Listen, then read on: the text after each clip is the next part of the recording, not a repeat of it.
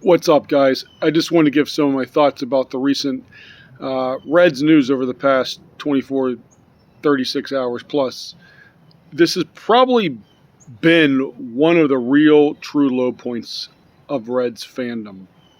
To start off with, on Sunday, they traded Sonny Gray, and now yesterday, Eugenio Suarez and Jesse Winker are going. So, before the 2022 season has even begun, they've already waved the white flag. And in a year with an extra playoff spot, that's just a really tough sell because this team was not that far off last year. But for whatever reason, they've already punted on the season, and that leaves a sour taste in my mouth and in the mouths of others. I guess for me, it's like the frustrating thing is how dare they put this fan base through another rebuild? And not to mention, they're not even very good at this rebuild thing. Look what happened between 2014 and 2019.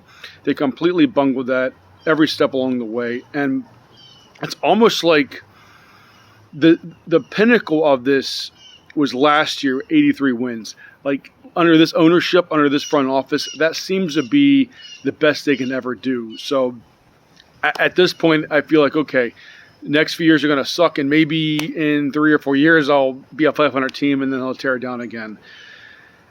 These are dark times, my friends, dark times for the Reds, and I've really sat here and thought about my relationship with this team, and to be honest, I'm still probably going to go out for games. However, I will do everything in my power to avoid contributing money to Bob Castellini because that guy lied when he purchased this team, and he made all these empty promises that he could not keep, and he's clearly too poor to be running a Major League Baseball team. So just sell the team. He runs this team like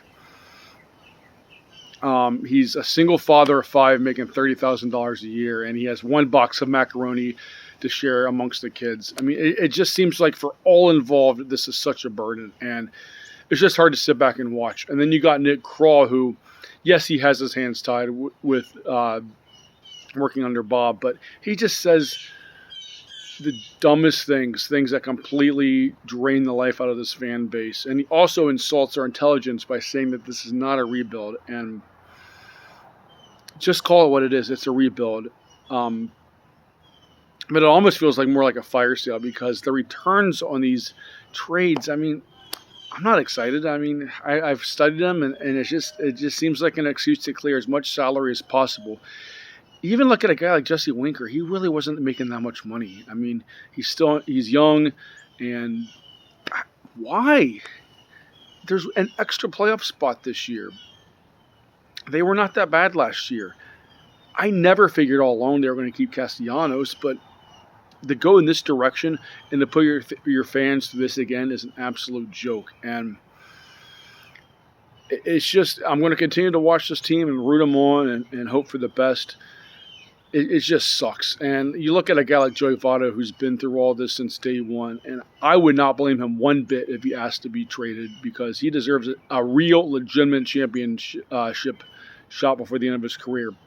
As it stands right now, he's probably got a couple years left, and he's going to be surrounded on the field with a bunch of nobodies playing in an empty stadium in Cincinnati. Yeah, that's all I have for now. I just wanted to vent a little bit and kind of express some of my frustrations over the past 2 days because this sucks, and this is a new low point, and there's right now the only light at the end of the tunnel is that of an oncoming train. So, as always, I thank you guys for watching. I'll talk to you later. Take care. Bye.